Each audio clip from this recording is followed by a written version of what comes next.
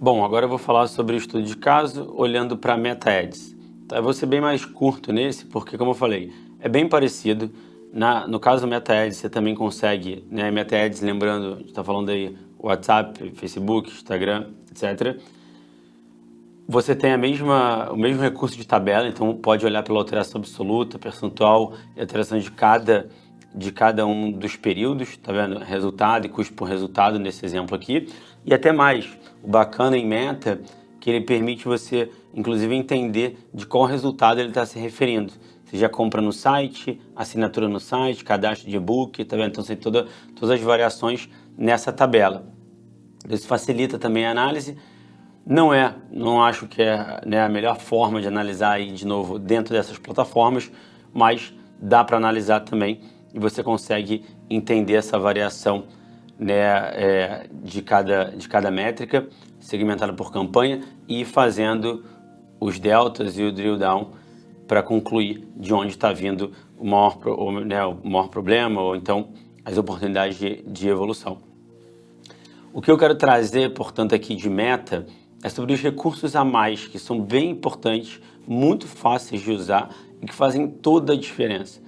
O primeiro deles é a parte de experimentos. Então, você pode configurar e deve configurar na Meta sempre experimentos para testar alguma hipótese, seja criativo, seja alguma configuração de campanha, seja segmentação. Você pode testar um monte de coisa ali. Você mesmo configura, define até o quanto você quer alocar para esse experimento e ele já vai te dar um relatório como esse, tá vendo?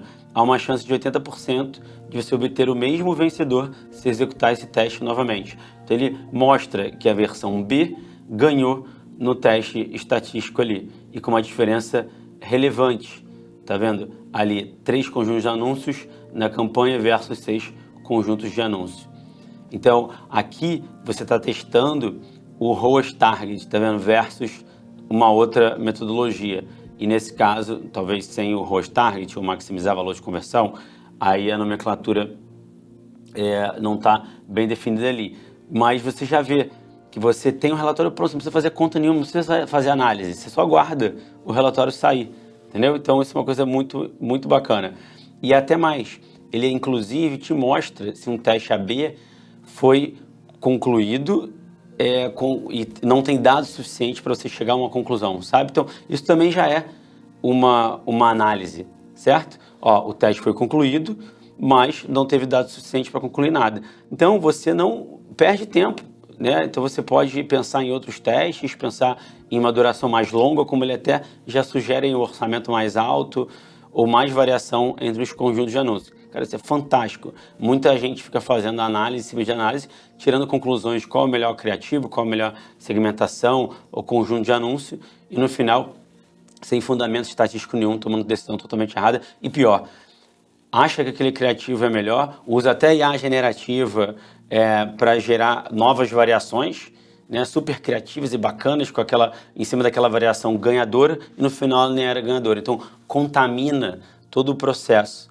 É uma decisão muito complicado porque a pessoa acha que está tomando a decisão certa, nem faz ideia do quão errada está aquela tomada de decisão, sabe? Isso é muito crítico no mercado hoje. Então, esse é um outro exemplo. Aqui era um outro teste AB, tá vendo? Com 3 versões agora, mesmo com 3 versões, foi bem conclusivo e mostrou que a versão B é ganhadora, tá? Então, esse foi um teste bem legal. O outro aqui, experimento nível anúncio já também. Você pode olhar as outras métricas, tá vendo? Então aqui ele testou as variações em anúncio e aí conseguiu custo por resultado, alcance, impressão. Quando você abre o relatório, você vê por qual métrica, né, foi conclusivo. Então isso é bem legal. E nesse caso, você consegue até ver como se comportou cada variação num dado demográfico, né, como gênero, por exemplo. Então você tem ali, ó, cada um dos 3, qual que desempenhou melhor para cada gênero. Você vê que, olha a diferença desse Lookalike Home 180D Milena para o feminino versus masculino. Tá? Tem uma distorção grande quando você quebra pelo gênero. Aí sim é conclusivo, sabe? Porque você tem uma base estatística por trás. E por fim, insights personalizados. Você tem aqui Olha que fantástico. Mesma ideia lá do Google Analytics, a parte de inteligência, aí você tem várias análises bacanas personalizadas para essa conta, com esses dados, te indicando o que você pode fazer para melhorar. Você nem precisa concordar com tudo, mas você precisa considerar tudo. Essa é a grande diferença. Tem coisas aqui muito úteis. Muita gente acha que... Eu vejo muitos profissionais que, como tem experiência de muitos anos analisando conta, acha que isso aqui não vale nada. Ou seja, não abre a cabeça para coisa nova, sabe? Não abre a cabeça... Pô, as pessoas que estão por trás dessas empresas aqui têm pessoas gênios, fantásticos, pessoas muito além do que a gente entende normal ali do mundo, tanto de desenvolvimento, de parte estatística de dados, de ciência de dados, né, de automação. Então, assim, muita gente ali é surreal no que está fazendo e a gente precisa respeitar e considerar isso, né? Então, quando você entende, cara, tem pessoas melhores que eu lá fora fazendo, trabalhando nesse tipo de tecnologia. Eu vou, então, me preocupar e olhar para o que elas estão fazendo, porque aí eu vou aprender sempre e conseguir otimizar cada vez melhor.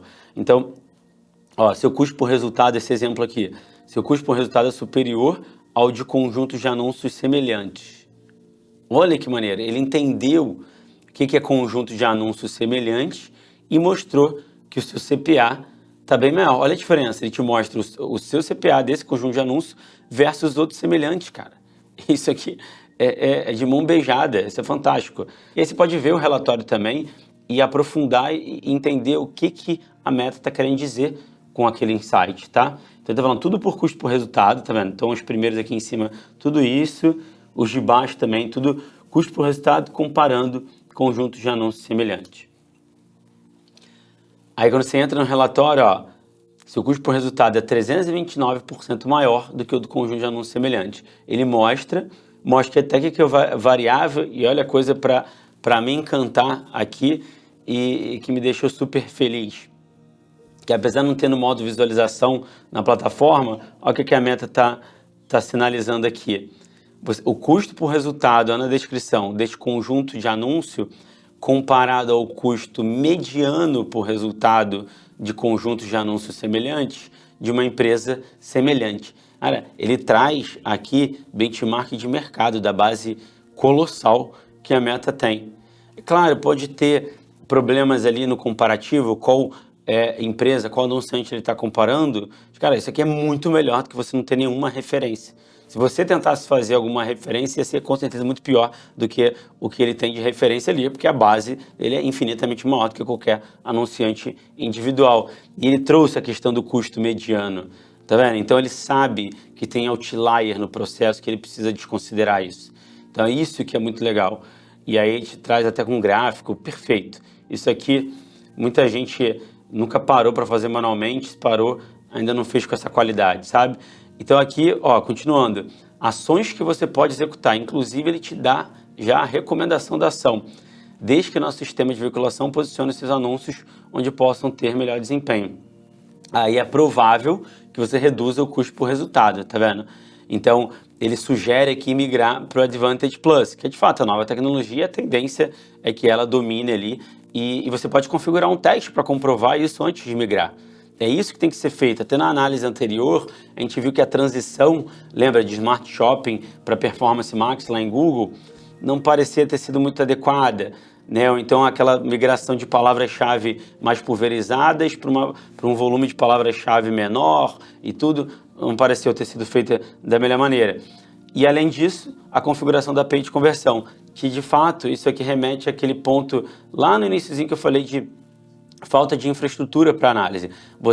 A API de conversão é uma forma de compensar a queda do cookie. Então, aqui é você enviar mais informação para a Meta, tomar uma decisão melhor em real time e com muito mais dado e já atualizada automaticamente com todas as novas mudanças que a Meta faz o tempo inteiro. Então, aqui, você ter isso na sua infra é fundamental. A API de conversão é uma coisa básica já. Né? Então aqui também é uma outra recomendação. Então você vê que coisas estruturais e de estratégia já tem tudo aqui redondinho. Isso aqui, para quem fornece, presta serviço para um cliente, um relatório de mão beijada também, para mostrar para ele as ações que você vai fazer, né, para a próxima semana ou próximo mês. Então é isso, com isso a gente finaliza o tema de análise de desempenho, né, com 3 estudos de casos bem comuns no dia a dia.